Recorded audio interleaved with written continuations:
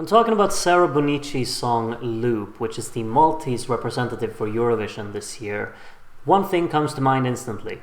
This is a performance-based song. What struck me the most when I was watching MESC, the Maltese selection process behind their Eurovision entry this year, was mainly how much this isn't really about the song, but more or less the package that includes the song along with Sarah herself and the performance they bring onto the stage. With a commanding stage presence, tons of charisma, and a very impressive choreography, Loop instantly becomes a viewing experience rather than solely a foot tapper or a simple radio track. Everything that's going on stage really impresses me. However, stage performances and knocking it out of the park with the choreography isn't really my area. I'll just nod my head in approval and enjoy the show. And when the song is over, I turn on this camera right here and delve into the details and structure of Loop, solely as a song. Doing just that, however, isn't really that simple, because this is a song that's meant to be performed. The way this song kicks off with a central vocal pushed to the very front of the soundstage, backed up by sporadic yet huge impactful drums layered with horns, is quite the attention grabber. This is not something you just have on in the background or casually listen to. This opener epitomizes the words, "I'm here and you have to listen to what I'm gonna say." It's instant, powerful, and the way that Sarah lingers on the words in this introduction adds character and attitude. It's kind of like an actress emphasizing certain words or syllables. And after this opening, we get actually dragged into the more groovy part of the song, which is the opening verse that actually does get the foot tapping. Now this mainly comes down to how the bass walk effectively moves with the chords, playing 3 notes of each in triplets. What gives it an extra detail though is the fact that the chord interval consists of 3 chords that descend throughout, and also utilizes pausing very effectively. First chord is held out for a full bar, while the other 2 share the same bar, making the first one twice as long. This means that they can play with the energy of the pulsating bass in the background. Bar 1 plays the first 3 notes in triplets and then pauses, while bar 2 has to play 2 sets of triplets instantly after each other. What happens then is that the third note of the first triplet and the first note of the second triplet come straight after each other, which is a great way to build energy into your backing track. This instant hit from the second set of triplets gives the song a very bouncy and catchy feel to it. And the rhythm of these triplets are contrasted by the kick drum of the song that maintains a very straight beat. We can also add to this that the vocal melody utilizes pausing as well to distinguish its melody throughout this verse. Intonation-wise, it's not very interesting, but the pauses add character to the overall listening experience, and that makes it come across as synchronized with the bass walk behind it. You can actually hear how the pause in both vocals and bass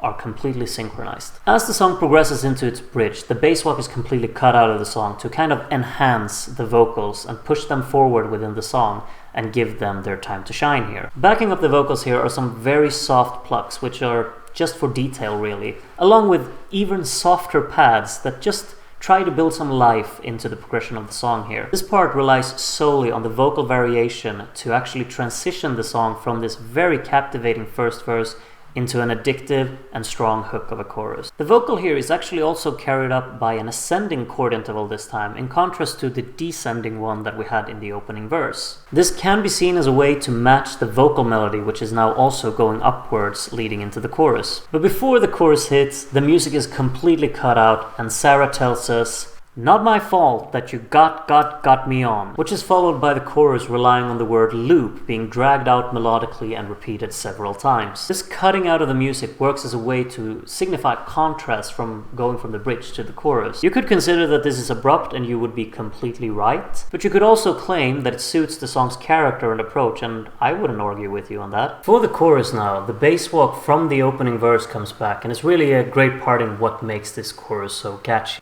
We've of course already established that the bass walk from the opening verse is very memorable and addictive at that. However, what the vocal melody now does is being very simple and kind of works for the less is more approach. It's easy to sing along to, and it also creates a new melody for the song that doesn't take anything away from what the instrumental is trying to create during this chorus. The chorus here can be considered very simple and predictable, but I don't think there's anything inherently wrong with that. The instrumental here gives the track energy and catchiness, which is really all that it needs to do, because the performance is still at the end of the day what people will focus mostly on while the song is playing. All the chorus needs to be is energetic with a catchy hook that's simple to remember. Say a perfect fourth descending interval, twice. And you've got yourself an earworm. Kinda sounds a bit like an ambulance siren, doesn't it? Structurally, it does exactly what you'd expect it to do next. However, I do want to highlight the fact that they maintain the energy that they've established in the chorus here as it goes into the second verse, because a lot of other pop songs completely kill off the energy to go back to square one for the second verse. Not this one. This song is written with the purpose of keeping its energy and allowing the listener to stay in the moment of just enjoying the groove of the song, which I will always appreciate. Now the second verse is very much similar to the first verse that we heard, but there is one small alteration here. There is a certain rapapapamba part within the vocals in this part, and there's actually some very neat drum layering behind it to just give it a proper extra push within the actual delivery of these words. It adds a little bit of variation, a little bit of flavor to the track, and it's just a nice detail that I can always appreciate. Following that is a gradual fade out of the percussion as we're heading back into our second bridge now. I have to say that the song moves very, very quickly during this part, as the second chorus really comes only 20 seconds after the first one just ended. The reason for this comes a bit later, and I'm sure some of you already know why this is, but we'll get back to that in a bit. After the second chorus, the song gives us an instrumental continuation of that chorus, which doesn't really introduce anything new to the song, but small details of it are actually quite nice here. This part keeps the energy going of the song and really highlights the addictive bass walks and the strong percussion, while throwing in a few vocal chops here and there to actually still have a lead melody within this part of the song. Now after approximately 10 seconds of this instrumental continuation, it happens. The dance break appears. This middle part of the song has really not held back at all. It's gone all out for half a minute, cramming as much as it can into that little time slot in a verse, a bridge, a chorus, and a continuation of a chorus, all in the space of 30 seconds. This is of course to make room for said dance break that appears here. And this is the part of the song where the energy is completely switched off, because now our attention should shift to whatever it is that they're gonna do on stage, which if you've seen it, is kind of cool. But if we listen to it from a song perspective, it's not the most interesting of parts. It's mainly just percussive hits scattered around, layered with horns. Deep, deep horns that add some kind of oomph to the song in the background. It doesn't make for a lot of fun as a listening experience, but as mentioned so many times before, this is a song meant to be performed. Case in point. However, having this dance break can actually work in two ways, because this also works as a pretty neat segue leading into the breakdown of the song that becomes a bit more intimate and close. This breakdown will lead us into the final minute of the song, and it's very easy for a lot of songwriters to just completely kill the energy of the second chorus and instantly throw in the breakdown after it. However, here, this dance break kind of acts as a neat little segue between the two, which actually makes it more well-flowing, in my opinion. Using a new segment of the song to transition into the breakdown is rather effective. It becomes very clear and logical to use a dance break here, because it makes the song feel rather cohesive as it moves between the different sections. The breakdown here, however, is a little bit of what you'd expect. Sarah drags out the notes that we've already heard before, but now tries to add a bit more character and identity to these ones, and the way she does that is by basically, well, wailing. She plays around a lot with her voice during this part of the song, to the point where I think she pretty much overdoes it and it becomes rather silly, but that could just be a me issue. And to finish off this part, the backing track completely stops as she wails out the final note in some kind of proper finale that tries to grab all of the attention. Neat, I guess. But what actually grabs my attention is what comes after it.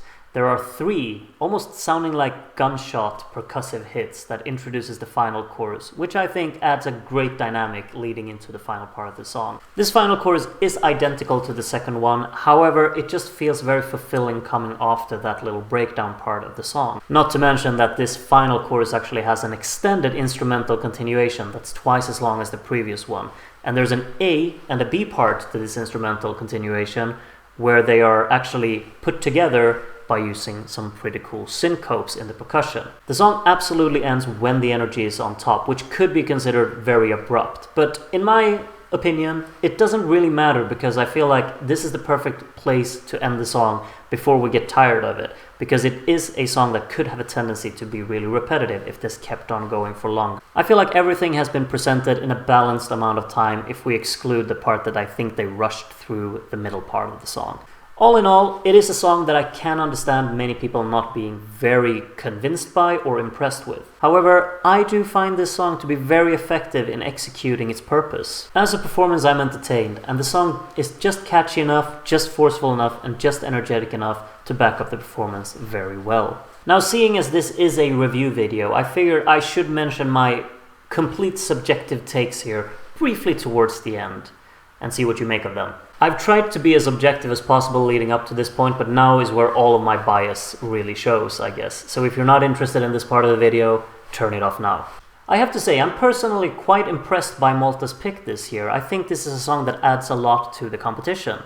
Even though the structure of the song and its approach is very clear to indicate that it is a performance-driven song, I can still see myself actually listening to this at any point without seeing the performance as well. I truly find the song tons of fun to listen to, and the production is slick and it has something addictive in it that really makes my foot tap. The arrangement is rather simple, but I like how it utilizes that simplicity to be playful and interesting. On a scale of 1 to 10, I would say that the melodic composition of the song lands around a 6. This is mainly due to its simple approach and hook that doesn't really interest me, even though it is rather effective as an earworm. Arrangement-wise, however, I would say that this is a pretty solid 8 due to the addictive bass walks, fun percussion, and constant energy throughout the song. And production-wise, I think I will match that 8 from the arrangement score, because I feel like there's something in here. Now, the song is of course yet to be published on Spotify, so everything I have to go off is the YouTube version, and YouTube does have a tendency to kind of compress the songs into a very subpar manner. Therefore, even though it almost sounds like the song is clipping at times when the loudness is on top throughout watching the music video, I will give them the benefit of the doubt because that could be a YouTube issue. I hope that I'm right in that and that the song actually does not sound as clippy. If it does, the production has to kind of be lowered down to like a 5 or a 6. But nevertheless, what I can hear now is that the song has a strong punch and very effective dynamics. It feels all in all quite polished, and I'm looking forward to listening to the actual studio cut on Spotify once it drops. And if I've done my math correctly, that is a total score of 22 out of 30 points possible. Now, let me know what your feelings are towards Loop by Sarah Bonnici by writing in the comments below. I'm looking forward to reading what you have to say. And until next time, have a good one.